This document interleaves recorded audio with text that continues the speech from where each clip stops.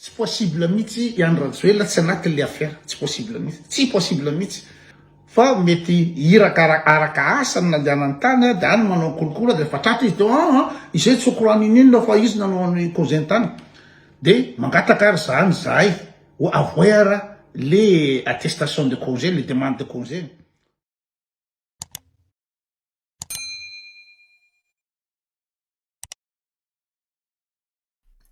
Mbola Afera mahakasika ny Romy Andrianarisoa tany kabinetra ny Andriamatoa Rajoelina no resahana satria ity Afera ity dia mbola voanomboka mihitsy fa mbola tsy vita. Sarotra ny mino hoe Andriamatoa filoha Rajoelina dia tsy anatin'ity Afera ity. Satria zao, voalohany indrindra, Romy Andrianarisoa dia olona ankaiky azy ary olona miara-miasa aminy. Matoa izy voafidy notondroiny ho tany kabinetra ny Andriamatoa filoha Rajoelina dia mazava zany fa olona mahafantatra azy, olona ankaiky azy.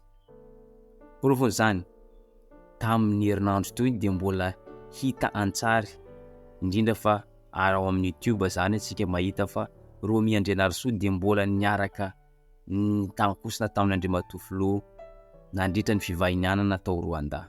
Zany hoe teo eo amin'ny 9 ka hatramin'ny 7 Aogositra ka hatramin'ny 9 Aogositra teo dia mbola niona izy ireo, fa noho ny tonga ny 10 Aogositra iny nipoaka ny raharaha mahakasika ny corruption tany Londres, tany Angleterre io, teo no nandozany Andriamatoa filoha ny sakaizany izay olona ankaiky azy nomeny daka mandrivorivo fa tsy namana izy ireo i Romy Andrianarisoa satria nakalisany tany Londres dia vacances fa tsisy idiran'ny présidence.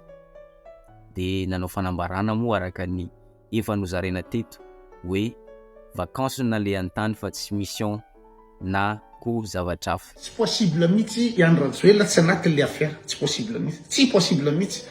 Fa mety hiraka araka asany nandehanany tany dia any manao kolokolo dia fatratra izy dia izay tsy korany inona fa izy nanao ny cause tany dia mangataka ary zany zahay ho avoir les attestations de congé, les demandes de congé. Ino moa tsy vitan-draharaha koa ny amorona ny inona moa zany ny fosika rehefa ataony, fa tsy rahantsika fa zavatra fantatsika fotsiny dia hoe tsy possible hoe olona mpiara-miasa anao kaiky zao ve nitratra any dia ianao ve tsy concerné. Da io zay zavatra zay tratrany any ivelany any hitatsika, zay tratra ihany mandeha ny volamena, tratra ny inona moa zany Sud Afrique, mandeha ny volamena, tratra ny Comore. Dia ny présidentsika zany dia propre be, madio be zany izy tsy korany inona zao. Dia zay tratra any dia angatahana hoe averenao ty gadranay ity satria akama dolo izy. Mety maro ny manontany tena hoe ahoana no nahatratrarina hoe saika andeha hanao corruption ity Madame Romy Andrianarisoa ity. Raha ny tena marina ny zava-misy dia nofandriana ary efa ela zany no ny fampiresahany ity olona mpiara-miasa amin'ny Andriamatoa Rajoelina ity sy ny compagnie Gemfields mahakasika ny fitrandrahana renan-kimbon-tany eto Madagascar.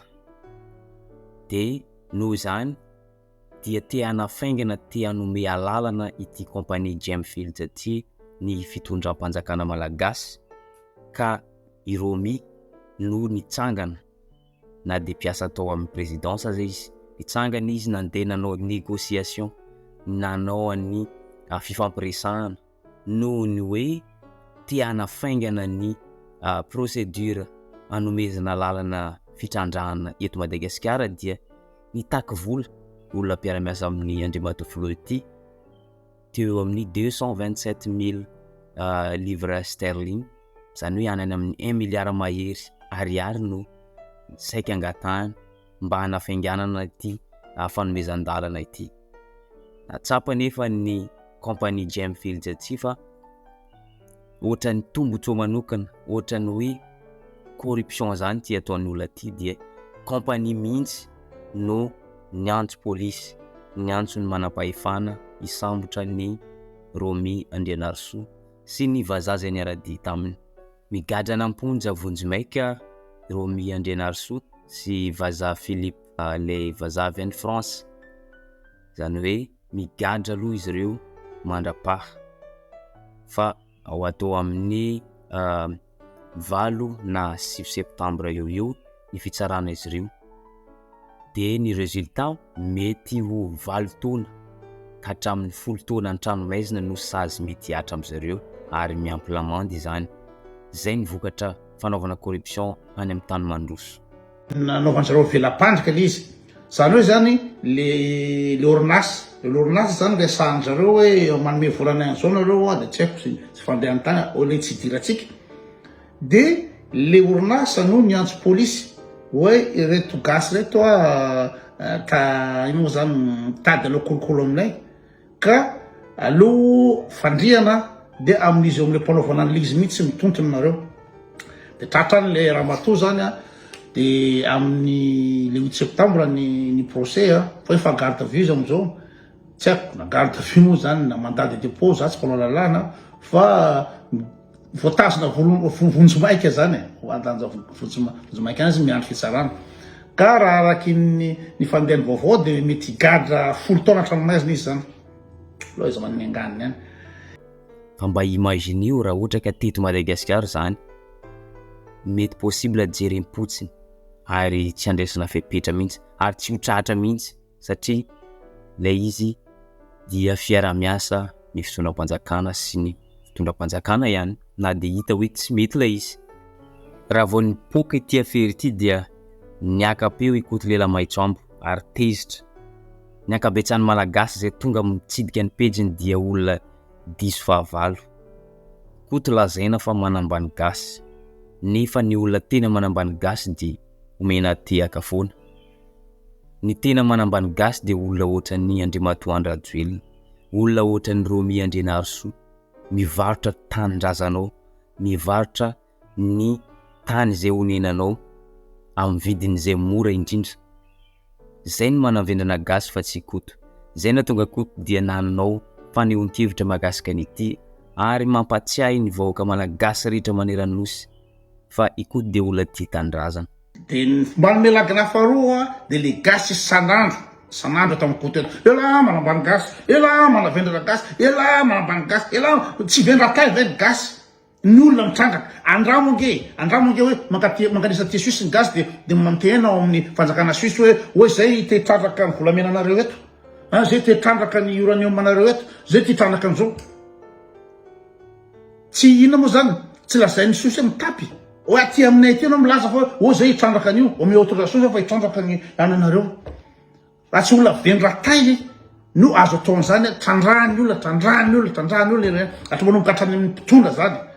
Hatrany mpifidy tsy mivendra-tay daholo. Ny fananam-pirenena dia tandrahany olona dia i Koto no amena tsy nisy sanandro manavendra gasy manambanibany gasy natongavana io isanandro. Nareo eo imbécile be nareo idiot reo. Iza foana namena tsy nisy sanandro manambany gasy ela manavendra gasy anompanana natongavana eo. Manino reo olona mangalatsy reo tsy any mitabataba. Eto am-pamaranana dia ny zavatra tia nampitaina dia zao. Fantaro ny olona tena manavendrana isika malagasy. Fantaro ny olona izay tena tia tanindrazana. Ankoatr'izay dia zao. Ilaina olona manam-pahaizana, manana fahalalana mitondra ity firenena ity mba ahafahantsika tafivoaka amin'ity fahantrana ity.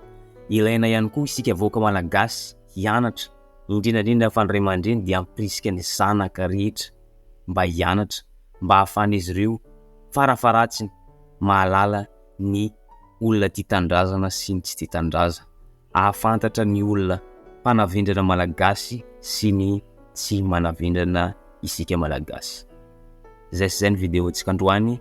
Aza diny misabone sy manisy j'aime ny vidéo antsika amin'ny manaraka indray.